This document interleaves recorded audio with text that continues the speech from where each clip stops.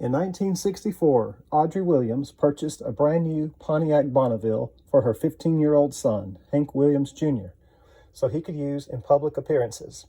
But this car was not your typical Pontiac Bonneville. The car was one of only 18 Nudie-mobiles that were customized by Nudie Khan's rodeo tailors. Nudie Khan was famous for designing suits for music stars like this one here. In 1964, this car normally would have cost around $2,300. Also in 1964, the average annual income was around $6,000 and median price for a new home was $20,000. The Williams paid $22,000 for their customized car. They added air conditioning, an alarm system, several guns, rifles, a saddle, 547 silver dollars, 6-foot wide Longhorns were mounted to the outside. It had an automatic transmission added, and so much more. On November the 6th, 1964, the car made its public debut at the Nashville premiere for the motion picture Your Cheating Heart, for which Hank Jr. did the soundtrack for the movie about his father. On November 7th, Hank Jr. gets into a little fender bender.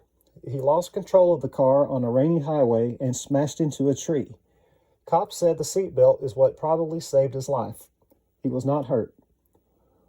Hank Jr. did not speak very highly of this car, and he only drove it a few times according to his autobiography. He found it quite embarrassing from the comments I've read.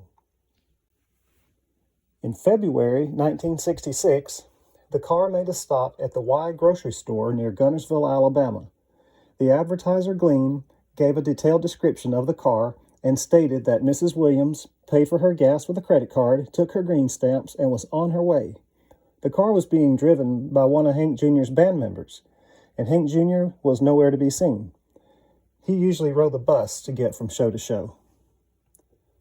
The car went to reside at the Smoky Mountain Car Museum in 1968 in Pigeon Forge, Tennessee, and this is where it would remain for 38 years.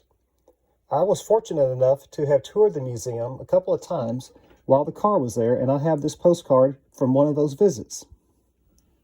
When the car first left the Smoky Mountain Car Museum in January 2006, it was acquired by a Texas attorney and car enthusiast, John O'Quinn, who had collected over 800 cars. But when he died, the famous car went to auction once again and was purchased by Kid Rock in March 2010 for $225,000. The car can be seen in his 2010 music video, Born Free. Kid Rock was driving the car and has also featured the car in album cover photos. Kid Rock used the car in a public appearance with his granddaughter at the 2018 Christmas Parade in Leapers Fork, Tennessee, after being uninvited to the Nashville Christmas Parade that year for calling Joy Behar a bitch. That's the last update I have on the car. Thanks for watching, and please subscribe to this channel.